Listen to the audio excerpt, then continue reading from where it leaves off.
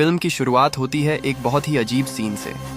हमारा main hero वेड Wilson यानी Deadpool तेल के बड़े बड़े ड्रमों के ऊपर बैठा हुआ है।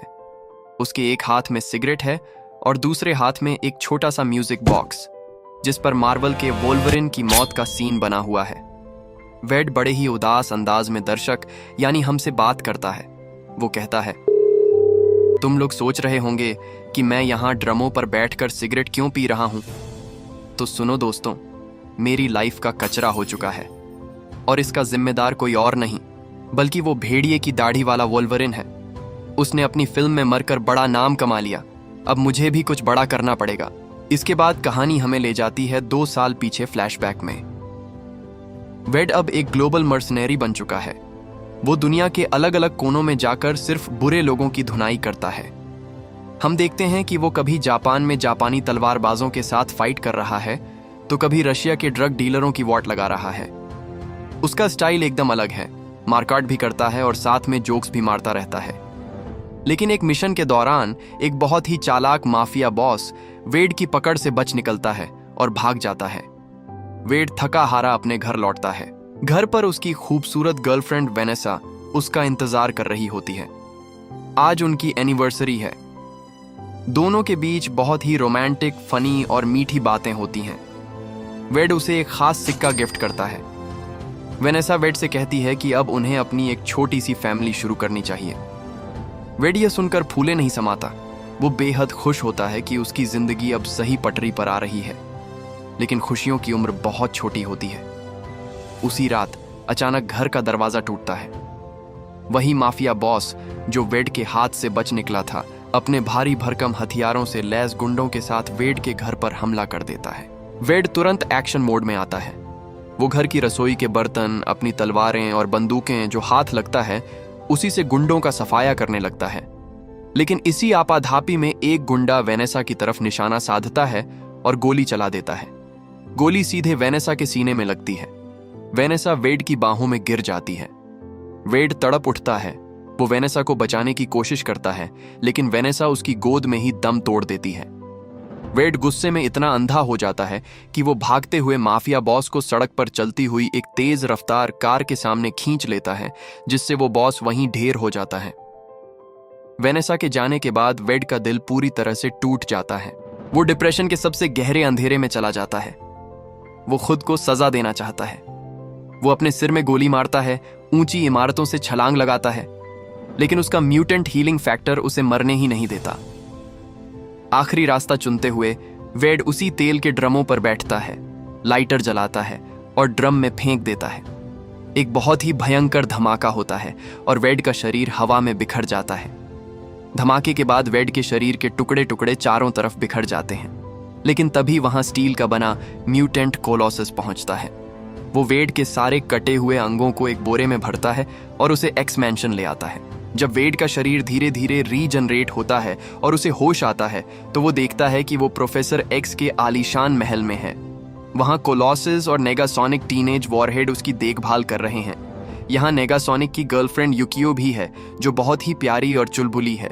वो जब भी वेड को देखती है मुस्कुराकर कहती है, हाय वेड, और वेड भी मुस्कुराकर कहता है, हाय युकियो। कोलोसस वेड को एक बड़े भाई की तरह समझाता है। वो कहता है, वेड, अपनी ताकत को इस तरह बर्बाद मत करो। हमारे साथ एक्समैन ज्वाइन करो और दुनिया की मदद करो। वेड काफी नखरे दिखाता है। प्रोफेसर एक्स की व्हीलचेयर पर बैठकर पूरे महल में घूमता है और आखिर में एक एक्समैन ट्रेनी की शर्ट पहनकर आधी अधूरी मर्जी से तैयार हो जाता है। दूसरी तरफ कहानी में एंट्री होती है फ्यूचर से आए एक बहुत ही खतरनाक और टेक्नोलॉजी से लैस सोल्जर केबल की। केबल का आधा शरीर साइबरनेटिक है। उसकी एक आंख चमकती है और उसके पास समय में यात्रा करने वाली एक स्पेशल डिवाइस है। केबल भूतकाल में आते ही एक खास मिशन पर निकल पड़ता है। वेड, कोलोसस और नेगासोनिक को उनका पहला मिशन मिलता है। एक म्यूटेंट अनाथालय के बाहर भारी पुलिस बल तैनात है। वहां रसेल नाम का एक 14 साल का बच्चा आउट ऑफ कंट्रोल हो चुका है। रसेल के हाथों से भयंकर आग निकलती है और वो गुस्से में अनाथालय की बिल्डिंग पर गोले बरसा रहा है। वेड एक ट्रेनी के तौर पर रसेल को शांत करने के लिए आगे बढ़ता है। वो रसेल से बातें करता है और समझ जाता है कि यह बच्चा अंदर से बहुत डरा हुआ है। रसेल वेड को बताता है कि इस अनाथालय का हेडमास्टर और यहाँ का स्टाफ म्यूटेंट बच्चों को इलाज के नाम पर बहुत टॉर्चर करता है, उन्हें लोहे के पिंजरों में बंद रखता है और मारता पीटता है। यह सुनते ही वेड का दिमाग खराब हो जाता है। उसे वेनेसा की बात याद आती है कि बच्चों की हिफाजत करनी चाहिए। वेड एक्समैन का अहिंसा वाला नियम भूल जाता है, अपनी गन निकालता है और अनाथालय के एक क्रूर स्टाफ मेंबर के सिर में गोली मार देता है। कोलोसस ये देखकर हैरान रह जाता है। कानून तोड़ने के जुर्म में पुलिस वेड और रसेल दोनों को गिरफ्तार कर लेती है।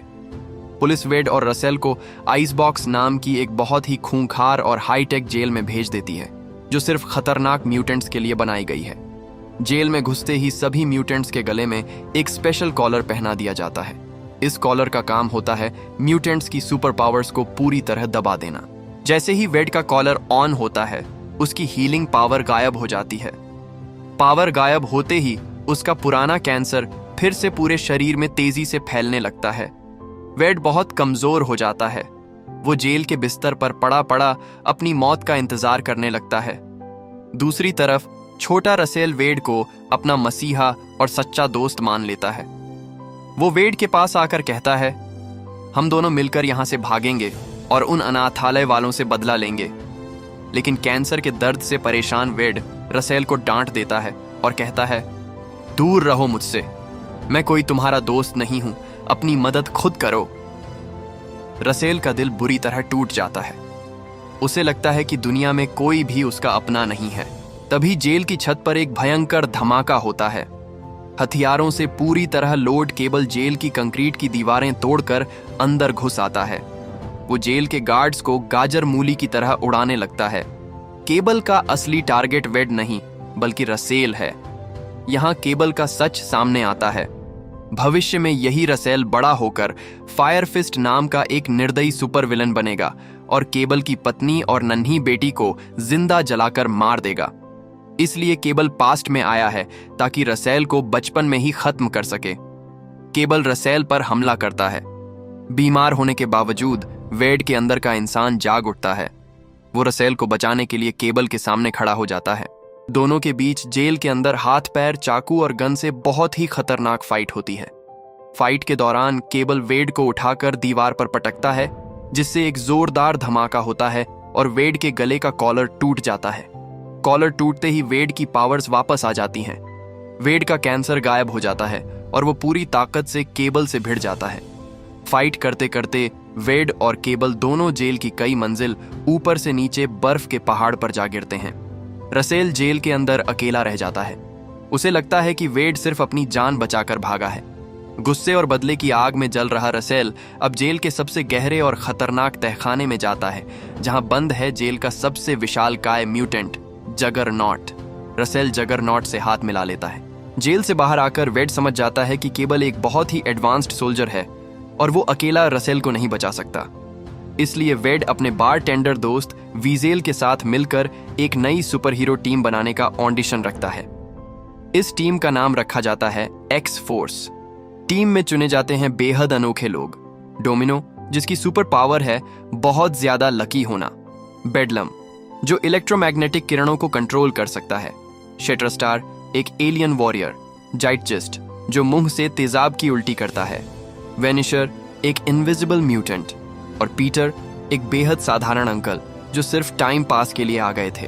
पुलिस आइस बॉक्स जेल के म्यूटेंट्स को एक बड़े बख्तरबंद ट्रक में शिफ्ट कर रही होती है। रसेल भी उसी ट्रक में होता है। एक्स फोर्स का प्लान होता है कि वो हवाई जहाज से पैराशूट के जरिए नीचे कूदेंगे और चलती गाड़ी से रसेल को बचा लेंगे। लेकिन यहाँ होता है पूरी फिल्म का सबसे फनी और तगड़ा ट्विस्ट। जैसे ही पूरी टीम प्लेन से नीचे कूदती है, शहर में अचानक बहुत तेज आंधी चलने लगती है।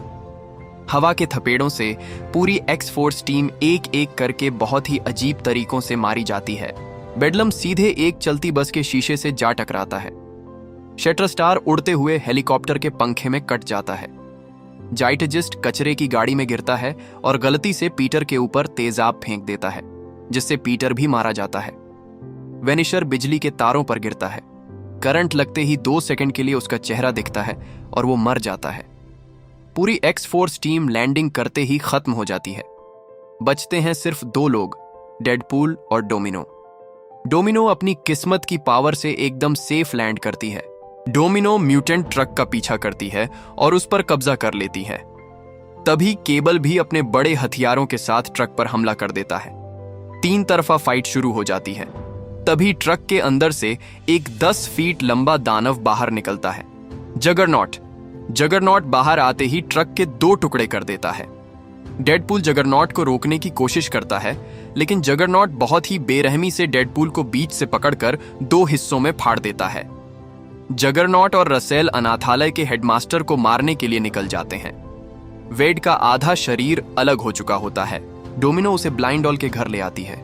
वहां सोफे पर बैठा वेड धीरे धीरे रीजनरेट हो रहा होता है और उसके कमर के नीचे छोटे बच्चों जैसे छोटे छोटे पैर उग आते हैं। तभी केबल वहां आता है। केबल समझ चुका है कि जगरनॉट के सामने वो अकेला कुछ नहीं है। केबल वेड को ऑफर देता है, अगर तुम रसेल को अनाथालय के हेड को मारने से रोक लो तो वो विलेन नहीं बनेगा। मैं तुम्हें उससे बात करने के लिए 10 मिनट दूंगा।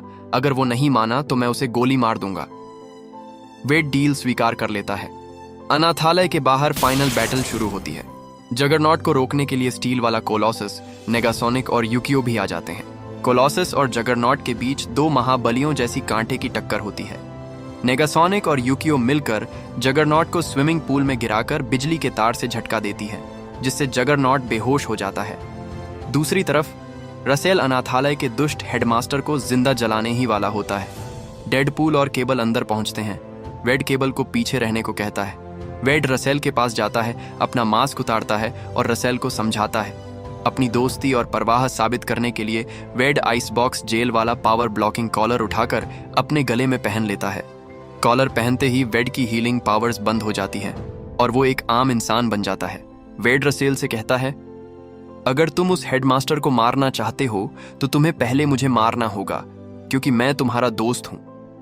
लेकिन रसेल का गुस्सा शांत नहीं होता और वो आग का गोला बनाकर केबल पर फेंकने बढ़ता है। केबल देखता है कि रसेल नहीं सुधरेगा, इसलिए वो अपनी पिस्टल निकालता है और रसेल के सीने का निशाना लेकर गोली चला देता है। रसेल को बचाने के लिए वेड बिना सोचे समझे बीच में कूद जाता है। गोली सीधे वेड की छाती में लगती है। कॉलर पहना होने के कारण वेड का शरीर हील नहीं हो पाता और वो सच में मरने लगता है। मरने से पहले वेड तुरंत नहीं मरता, बल्कि वो 3-4 मिनट तक बेहद इमोशनल और फनी ड्रामा करता है। वो बार बार आंखें बंद करता है, फिर खोलकर डायलॉग मारता है। लेकिन इस बार उसका सैक्रिफाइस सच्चा था।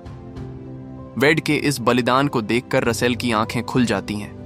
उसका दिल पिघल जाता है, उसके हाथों की आग बुझ जाती है और वो बदले का इरादा छोड़ देता है। जैसे ही रसेल बदलता है, केबल के गले में टंगे उसकी बेटी के जले हुए टेडी बियर का रंग अचानक साफ और नया हो जाता है। इसका मतलब था कि फ्यूचर बदल चुका है और केबल की फैमिली बच चुकी है। वेड दम तोड़ देता है। उसकी आत्मा शरीर से बाहर निकलती है और वो स्वर्ग के रास्ते पर अपनी गर्लफ्रेंड वेनेसा से मिलता है। लेकिन कहानी में अभी एक आखिरी मास्टर स्ट्रोक बाकी था। केबल देखता है कि वेड ने एक बच्चे की जान बचाने के लिए खुद को कुर्बान कर दिया। केबल के पास अपने टाइम ट्रैवल डिवाइस में सिर्फ एक आखिरी चार्ज बचा था, जिससे वो अपने परिवार के पास वापस जा सकता था। लेकिन केबल अपने परिवार के पास जाने के बजाय वेड को बचाने का फैसला करता है। केबल टाइम ट्रैवल डिवाइस का इस्तेमाल करके समय में 5 मिनट पीछे जाता है। जब सीन दोबारा रिपीट होता है तो केबल चुपके से वेड की छाती की जेब में वही वेनेसा वाला सिक्का रख देता है। जब केबल फिर से रसेल पर गोली चलाता है, वेड फिर से बीच में कूदता है, लेकिन इस बार गोली सीधे उस सिक्के पर जाकर अटक जाती है। वेड की जान बच जाती है। अनाथालय का हेडमास्टर बाहर निकलता है और म्यूटेंट्स को बुरा भला कहने लगता है। तभी अचानक वेड का वफादार टैक्सी ड्राइवर दोस्त डोपिंदर अपनी टैक्सी लेकर आता है और उस दुष्ट हेडमास्टर को कार के नीचे कुचल देता है। वेड, केबल, डोमिनो और रसेल मिलकर एक नई फैमिली की तरह वहां से साथ चले जाते हैं। नेगासोनिक और यूकियो केबल की टाइम ट्रैवल डिवाइस को ठीक कर देती है और वेड उसे लेकर इतिहास बदलने निकल पड़ता है। 1. वो पास्ट में जाकर अपनी गर्लफ्रेंड वेनेसा की जान बचाता है। 2. वो एक्स फोर्स के मासूम मेंबर पीटर को मरने से बचा लेता है। 3. वो 2009 की फिल्म एक्स-मेन ओरिजिन्स वोल्वरीन के सीन में जाकर खराब वाले डेडपूल को गोली मार देता है। 4. और सबसे फनी, वो एक्टर रयान रेनॉल्ड्स के सिर में गोली मार देता है जब वो ग्रीन लैंटर्न की स्क्रिप्ट साइन कर रहा होता है। तो दोस्तों, ये थी डेडपूल 2 की पूरी अतरंगी, क्रेजी और धमाकेदार कहानी। उम्मीद है आपको ये एक्सप्लेनेशन सुनने में उतना ही मजा आया होगा जितना मुझे सुनाने में आया। अब सुनो ध्यान से, अगर आपने नीचे दिया गया वो लाल वाला सब्सक्राइब बटन नहीं दबाया तो डेडपूल सीधे आपके घर आकर आपकी टीवी का रिमोट छुपा देगा। इसलिए बिना किसी कंजूसी के तुरंत सब्सक्राइब के बटन को थोक के भाव में दबा दो, वीडियो को लाइक मारो और कमेंट में बताओ कि आपका सबसे फेवरेट सीन कौन सा था, वो पीटर अंकल की लैंडिंग या फिर डेडपूल के नन्हे मुन्ने पैर। जल्दी से सब्सक्राइब करो ताकि अगली धमाकेदार मूवी का एक्सप्लेनेशन आपसे मिस ना हो जाए। मिलते हैं अगली वीडियो में एक और पागलपन भरे सफर के साथ। तब तक के लिए टेक केयर और बाय बाय।